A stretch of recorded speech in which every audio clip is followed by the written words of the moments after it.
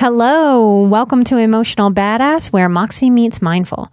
I'm your host, Nikki Eisenhower, life coach and psychotherapist, and today's episode is Sharing and Soul Care with Crystal Catalina, Part 2.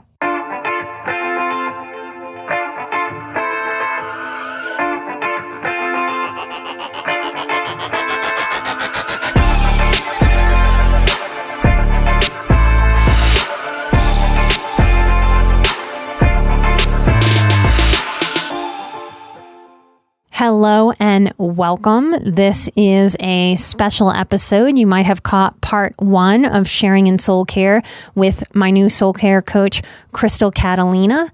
I have known her a very long time and I am on a constant wait list to work with me. I fully endorse Crystal. So if you would like to listen to this episode, get to know her a little bit more and check her out to possibly schedule to work directly with her, come find out more at emotionalbadass.com/coaching.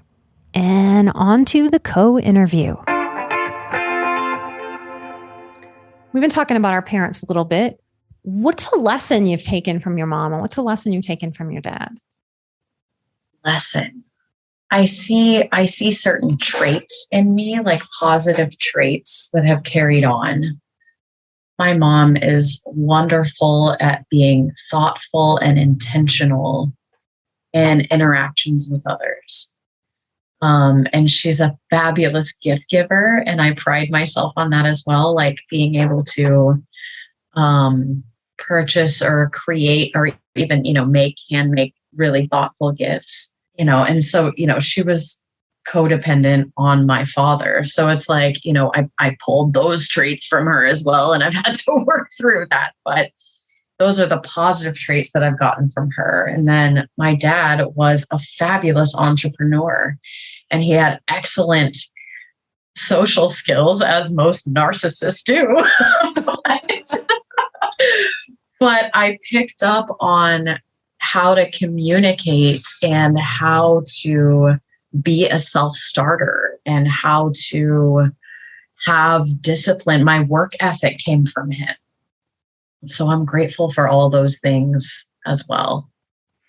Are you like me? I'm a big believer that my work ethic has really helped to save my life. Wow, I never thought of it that way.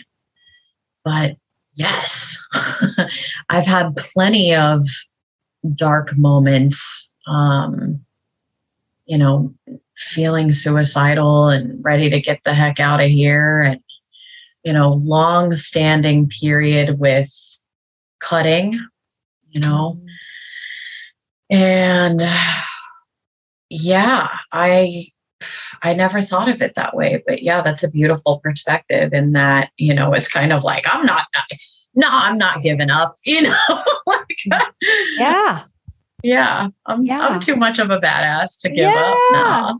Yeah. I think the work serves as a stabilizer for what we're going through, even when it's hard, even when it's a little messy and imperfect, or we're not working in the right work environments. Like it always acted as a stabilizer.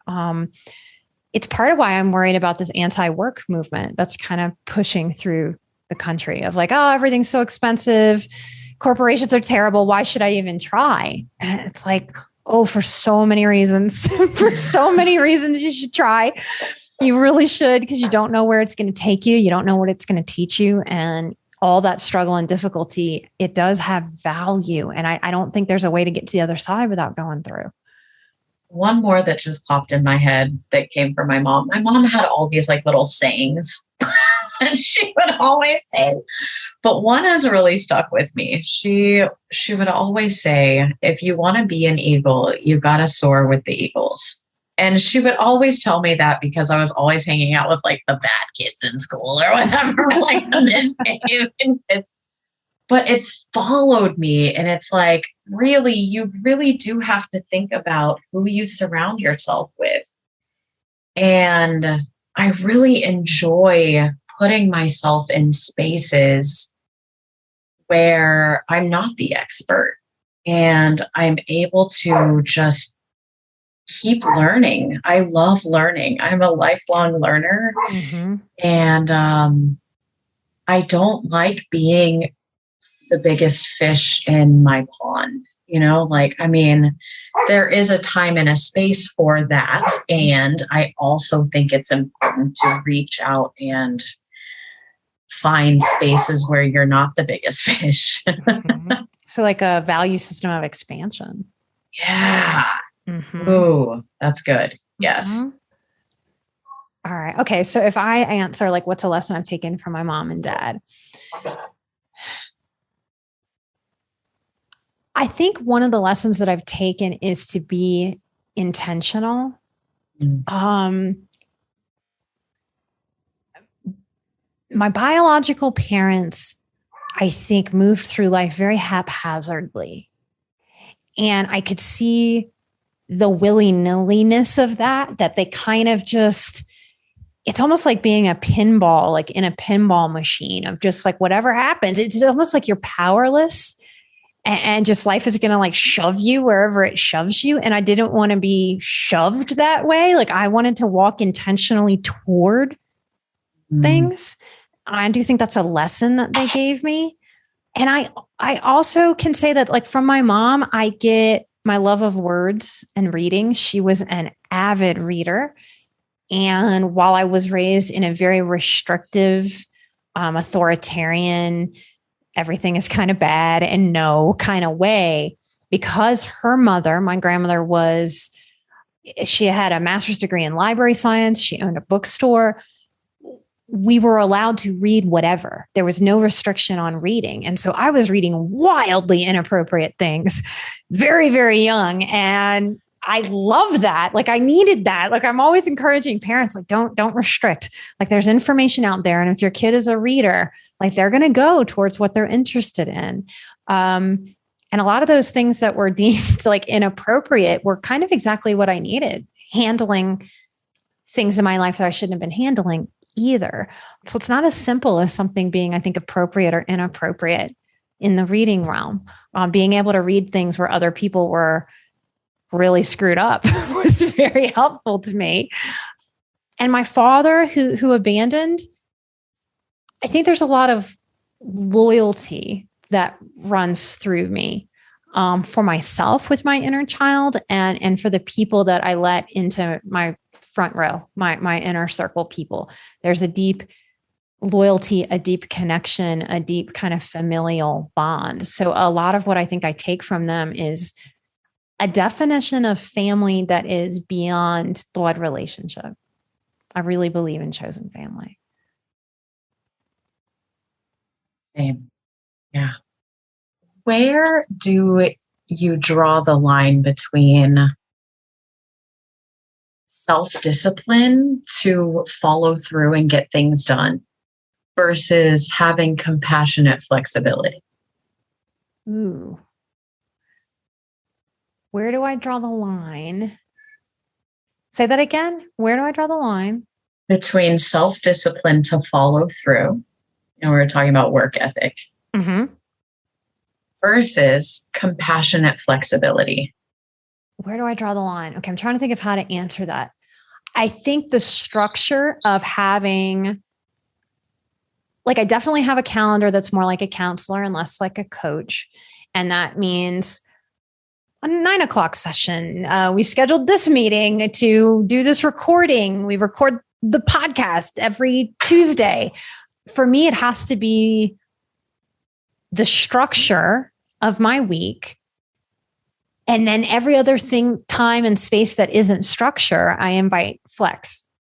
So flex is a word that's on my mind a lot. I also have chronic pain, a lot of chronic pain that impedes my work. So I've had to do a lot of work to be at peace with the expectations of my work ethic versus the balance of what my body needs in that moment. And finding that balance in a way that doesn't allow my chronic pain to be an excuse. I do believe that this sort of relating to myself is an art form. And I think it's everybody's job, if you will, to figure out what is the art form for themselves, what actually works for them. And you can't do art the way the other person does art. Like you can learn from them, you can get inspired by their art, but you can't do it exactly like them. You can take elements of what they do or their technique, but it has to be your own art form. And so for me, there's been an art form, and there are weeks where that's frustrating, so I think it's a combination of all of my work, that in the times where I need more flex and I'm less productive, not letting the critical voice come in and kick my ass, and trusting that this is just a season and I will have another season shortly following this of super productivity. One of my mantras, if you will, is things don't happen at the speed of my awesome ideas. I love that. I say that a lot. Things do not happen at the speed of my awesome ideas, because for me, it's the permission to keep dreaming the ideas without the pressure to make them happen. So it's letting go of pressure. I think that's another way that I balance, if I'm answering your question. So pulling back from pressure or shoulding, and so a lot of allowing in my process, meeting myself in the moment. If I feel my jaw spasming, that's where I have a lot of my chronic pain. Sometimes that's I need to push through. And sometimes it's I need to ease up. And I can only evaluate that in the moment based on so many different factors. But it's evaluating it with ease and not pressure, with kindness and not criticalness, with, I think, confidence and self-assuredness, not a whiny, complaining anger at my pain, because my body doesn't need that. That's not fair. I didn't want this pain. I didn't even create this pain. This pain is here. And I'm sort of, in the ways that I'm powerless against it, I'm powerless against it. So there's a lot of surrender, I think, within that balance. Yes. How do you balance that? It took me a while to figure my art form as well, to be honest. And I think for a long time, I was just learning to actually have the discipline. Like that was kind of the first step, was just to get the foundation of the discipline. But once I got the discipline, I found myself getting really like annoyed or irritated when things would come into my reality or sphere that made me change my discipline or my structure, so it was learning about, how to focus on what I can control versus what I can't control, and bring in that flexibility, that compassionate flexibility. I think you said like what I'm powerless over versus not similar. It's like knowing, okay, like it's all good. This was my set intention, while at the same time, something has happened in my sphere that was outside my control. So we're just gonna. Yeah, like the way that you're answering that gets at the energy of that. Because I think a lot of people try to balance and they kind of get like the words right or the concept right, but it's more the energy that you're bringing to that, isn't it? Isn't that what we're both saying? Yes, I love that you added the word surrender. So good. It's a really big, powerful word, and I think so many highly sensitive people fight surrender. They fight surrender. Like surrender, we think it's giving up. We think it's quitting, or we think we should fight. And if we've been in a nervous system fight most of our lives, it can feel really backwards to have something not go my way and just flow with that. Flow. I was about to say, it's just floating downstream. It's allowing yourself to stop like using the oars and trying to paddle upstream. Just like let yourself float. It's okay. Yeah. Well, and I think humor is a big part of that too. There's lots of times where I just kind of put my hands up and look up at the universe and go, oh, okay. So I'm realizing I had an expectation that this would go a certain way, and it's not going to happen based on my expectation. Thanks for that lesson, universe. Got it. And just kind of laugh at myself. Like, yeah, that's how easily an expectation can grow of just how the day is going to go. and our ego gets involved, right? I should be able to plan my day the way I want. Yes. It's like laughing at my own ego of like, oh, look at her. She nice try. Yeah, she thought she was going to get her way today, and she's not. Maybe another day, sweetheart. It's just working at that level, even if you have to fake that. Because when I first started doing that, I think there was way more bitterness behind that, a little more pissiness. And if you keep practicing, you get to a place where it actually really is light and easy, and you flow. I think I used to make, when my day wouldn't go the way I wanted, I would make that a mountain. I would make it a mountain instead of going, this is a speed bump. Let this be a speed bump. All right, bump, and just learn to go over it with a little more fluidity than resistance.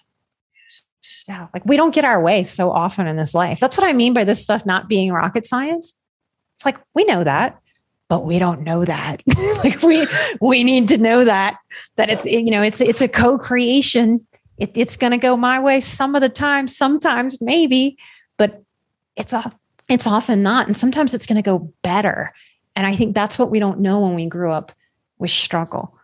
We're so bracing for how it's going to go shitty instead of how it might go actually better than we could have imagined. When we allow that surrender. Because if we make it that mountain, then the rest of the day is going to keep feeling challenging too, because we're co-creating, we're bringing that challenging energy. Mm-hmm. And such a self-sabotage, and such a hard thing, I think, to realize on your own. Like really, like that's a hard thing to be in it, or to just read a book and realize how you're self-sabotaging. I think that's part of why, since a small child and definitely as an adult, I've chosen to always be working with someone, because they see what I can't see. Just because our eyeballs look outward, y'all, like we don't see ourselves. Even the most mindful and aware people, like we can't see all of it ourselves. We need that feedback. Yes, exactly. That Eagles thing again. It's like, I do so much better when I'm working with someone, when I have a coach too, when I have a mentor. Okay. So my next question is, can you name or share about someone who made a really big impact on you that isn't a family member? Sure. Who do I want to choose? I mean, honestly, you did. I was not fishing for that. I know you weren't. Okay. I mean, you just believed in me when nobody did before. Like, really. I mean, I met you in the thick of the relationship that I had that was the most abusive. And I mean, I just like, you were my rock. Like you were my landing pad, my safe landing pad. And you didn't pry too much. All the while, I'm sure you knew what was going on, like more of the extent, because I wasn't like totally transparent to the extent of what was going on. But it was really, really bad. And I was off and on in that relationship for 7 years. So just, and, I wasn't, I was not financially sound at the time, and you took a chance on me, and I'm just forever grateful. Forever. That's gonna make me cry. Okay. I think that's kind of the secret when you find people that, how can I say it? That whole like soulmate conversation, how it kind of is always seen through the lens of romance. And I'm someone who's married to a soulmate for sure. So I have that piece. Didn't know if I ever would, but I do. But I've had so many more relationships that have been soul level that have absolutely nothing to do with romance. And they've healed my life and changed my life. And I know that when I met my healer, one of the most powerful things she would say to me was, well, I can believe in you until you can believe in yourself. And the first few times she said that to me, I was like, this lady's nuts. I was like, why would she believe in me? Like, I could not figure out what she was seeing me. I was like, I am a fucking mess. Why would she believe in me? And it took so long for me to start seeing, oh, I can believe in myself too. I think that's such a piece that when we're in this sort of, it's beyond counseling, it's beyond coaching, it's beyond social work. It is a mentorship. It is a soul care relationship. And I don't know what the magic is that brings us together, but I know it with my clients, the people that come in, because they resonate with me. And I know that as people get to know you, you're going to feel that and sense that there's just something that goes, maybe this person could help me figure myself out. And when you feel that kind of being seen in your possibility, when you can't see the possibility in yourself, oh, it's choking me up. I think there are few stronger, more powerful gifts that we could give each other than that.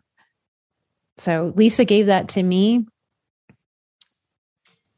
It hits me in my heart that I gave some of that to you. Now you're going to give some of that to other people. I so love the flow of this work. It's such an honor to get to be here in this space. And I'm so grateful in the now and in excited anticipation of what's to come. How about you? That was Lisa for you, or? It was Lisa for me in a lot of ways, in a spiritual mother way. My friend and colleague, who is also a therapist I refer to a lot, like a brother kind of soul connection for me, is my friend Troy. I don't believe I would have met my husband, Chris, without Troy's influence. He was just so strong for me in that when I went through my second divorce and I was like, I'm pretty sure I'm just going to give up on this whole trying to be in a relationship thing, which is exactly where you're supposed to be post-divorce. You're not supposed to jump out of the divorce and be like, yeah, I'm ready to do this shit again. Sign me up. Like, there's a process, right? And he would just say to me, you have so much love in you to give. Please don't shut that down. Like, when I wanted to shut it down the most. I gotta go, damn it, you're right. Being all right while I'm in pain. And I do believe that for me, having not really, other than my grandfather, who has been dead since I was 17, I needed safe men in my life to show me really what a safe man was. I'm attracted to men. I'm straight. So I think until you can feel that kind of safety, when that has been such a violation, you don't really know what it is. It's the same reason I work to bring empaths together, because they're looking for other empaths. And even though we're empaths, we don't know what we're really looking for until we get in a room full of empaths and start seeing the similarities together and realizing, oh, holy shit, we've never been in the room together. It's always been 80% of the population. We're only 20%. We've never been the majority in a room. And when you make it the majority in a room, it's one of my favorite things that I have ever held space for other people, is watching people go, oh, that's a trait I possess. Oh, that's a way of being I possess. Oh, that's a way of speaking. That's how I move through the world. Oh, I'm not a freak. And so I think sharing and knowing each other is such an important piece. So there's Troy, and there's my clients. Like, the greatest teachers in my life really have been my clients. Really, really. They're showing me their heart, their compassion, their strength, their resiliency, their sense of humor. just the things that they can accomplish. Like I have been so amazed by the people I've known throughout my life. I'm so grateful. Yay. Okay. All right. Okay. My next one is an easy breezy one. Okay. What's your favorite kind of music and why? I have lots of different kinds of favorite music that I kind of go in and out of, like lots of different genres. But if I had to boil it down to one, some good old New Orleans funk. I mean, I love me some funky meters. I really do. I like a dirty kind of bluesy beat. I love that. Yeah. Showing your roots. Yeah. I mean, I'm from the dirty South. Like I have that affinity too, but like, I like that bluesy kind of, what is the organ like shows up in a lot of New Orleans music. I like that kind of sound, just does it for me. Like my DNA likes that sound, I think. I love it. What about you? For me lately, I mean, I've got other things that I go in and out of as well, but for me lately, I'm really enjoying tropical house, which is like, it's like kind of like electronic, happy, tropical, feeling like you're on a beach kind of music. Ooh. All right. You're going to have to send me a recommendation for like a song like okay, that. I totally will. We'll and I'm going to send you the movies too, the movie list and the songs. Yay. All right. Let's see. All right. So here's my question. How do your intuitive abilities show up personally and professionally? Like what do your empath qualities feel like to you? Oh, what do they feel like? This took a really long time to learn for me. It feels like a certain kind of pull in my gut, like it right where, actually a little bit higher than my belly button. It's like right at my like waistline, right where like the smallest part of my waist is, right in the center under my sternum. So if it's an intuitive pull, like it's a good thing, like it's a positive thing, it's helpful for me, I'll feel pulled there. Like toward. Okay. Mm-hmm. But if it's then I'll feel it lower. Like under my belly button. And it's kind of like a churning feeling. Like it's like, I know you want it to be higher, because sometimes it's like I'm drawn to something that is not good for me. Mm-hmm. And it'll be like my internal body will be like, I know you want it to be higher, but it's down here. Like, this is not good for you. And I'm like, but I really want, It's really dropping into, okay, where is this in my chakra centers? Where is this landing? Okay. Yeah. Mine is similar in my gut area, but I would describe it differently. I wouldn't describe it for me as like a higher or a lower. That's so fascinating to hear you say. But it's more like a yes kind of like turns or tilts upward, and a no kind of goes down like a lower no, like your voice getting deeper. It's like it's almost like I can feel my gut have like a higher pitch voice, like yeah, or that low no, no. It just gets like really, really low. And same, and I think most people who are listening to Emotional Badass are trying to figure out that difference between their intuition and their anxiety. And when you start to really get a handle on that and start to practice and start to really listen, it has been one of the most fascinating things in my whole life to allow myself to be more gut driven than head driven. Yes. And it also took a lot of like a willingness to look back and say, okay, how was I feeling in that moment? I'm very much a feeler. I always have been. But I think I was drawn to being more heady with my decisions because that's what I was taught to be. You know, my dad was like, well, did you think that through? That's not very smart, you know, like that kind of thing. And it's like, no, I didn't. I just felt my way, you know, but I would also feel my way just thinking that that's what I wanted. And it's like, no, I didn't really know that that pull was a no instead of a yes. I was just going by pull. I think that's what most people get taught, even in a very healthy dynamic with parents. I think we're a society that overvalues thinking. It's like information. Yeah. I think that's part of why people like the podcast is because I'm trying really to not give you information for the sake of information. Because I see so many people who show up to me going, Nikki, I have all the information. I'm like, yeah, you do. You could have like 3 PhDs in this. Yeah, but you don't feel how you want to feel. It's because it doesn't come from the information part. It's like we can't heal ourselves through the information alone. We have to figure out how to integrate that information. And for some reason, the human tribe has struggled to acknowledge that or to own that. In for the power that it is.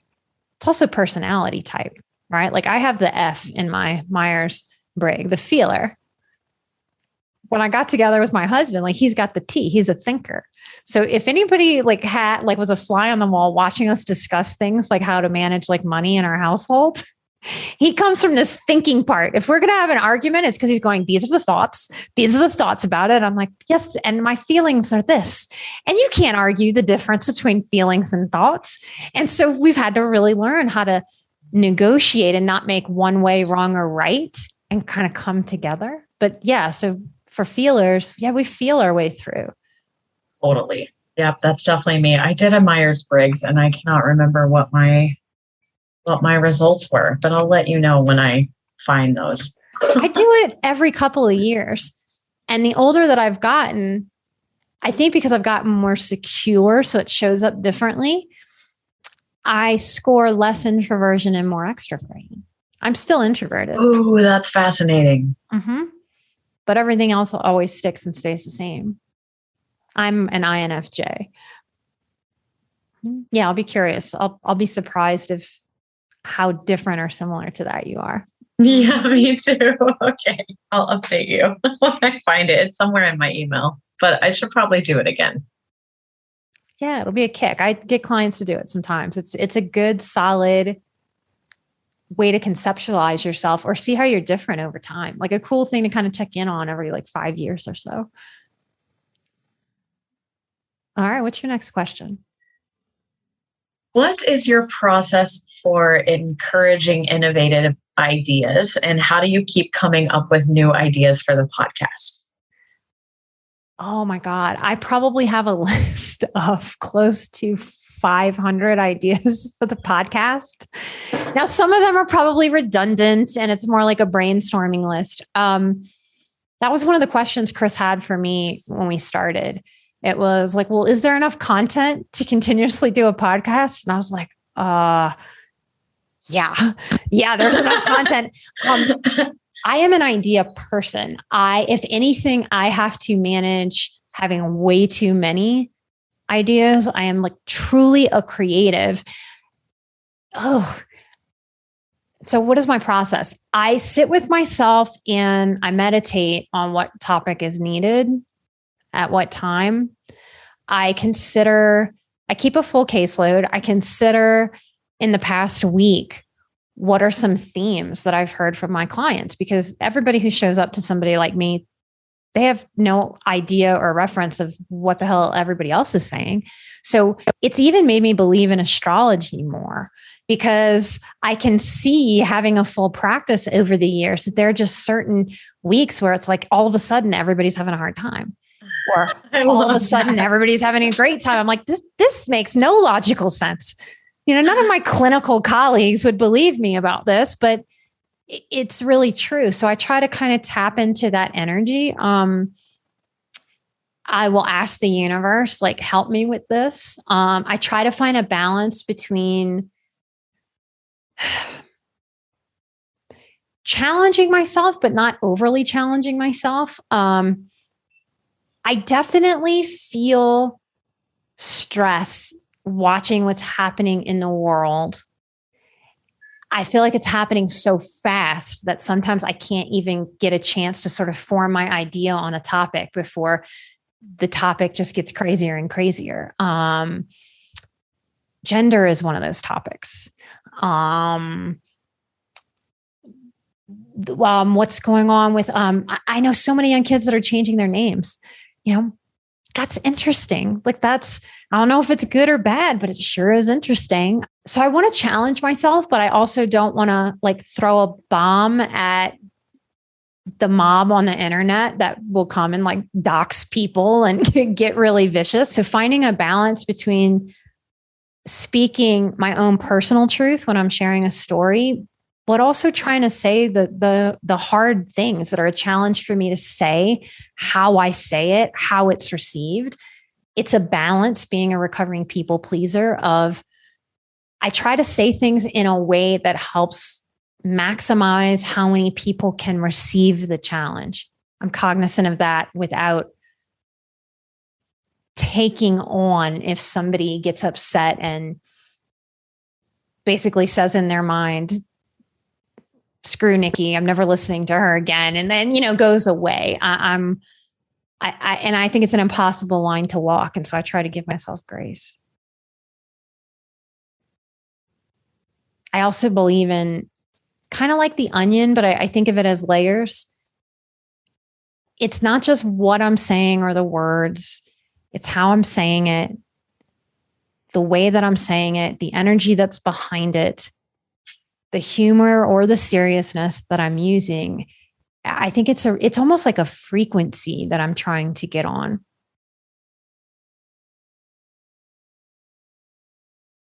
Frequency of innovation and creativity. Yeah.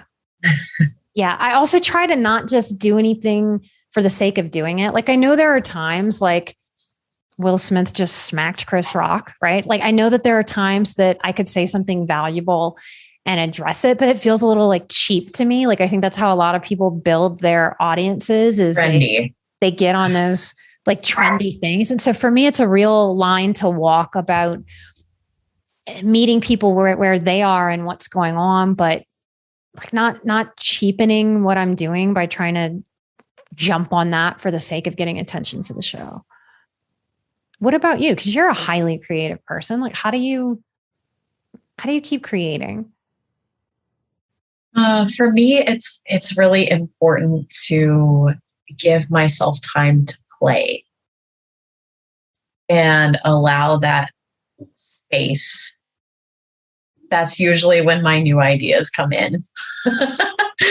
When I'm free, when I've given myself the free time to play and be free and not be in the midst of, focusing on this like work ethic, when I'm playing is usually when that creativity comes in. I also have a long running notepad of ideas just in my phone, like in a notes section of my phone. And I keep pads of paper everywhere. So there's like one on my bedside and there's one right here. And it's just, I also have a giant whiteboard that's right in front of me on my office. So I can just like chicken scratch. Nice. I think that's a big part for creatives is just like constantly allowing it to flow out and sort of like the cream rises to the top. And there's a lot that I dump out that nobody's ever going to see, but you can start to see like how the cream sort of rises to the top. All right. Gosh, we're going to have to split this one into like 3 episodes. I think.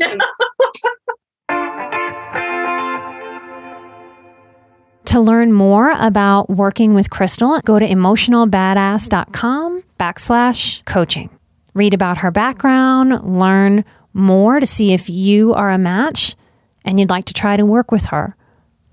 I'm an emotional badass. Crystal is an emotional badass. And together we are where Moxie meets mindful. I'll see you right here next time for a brand new episode. Light and love. Bye-bye.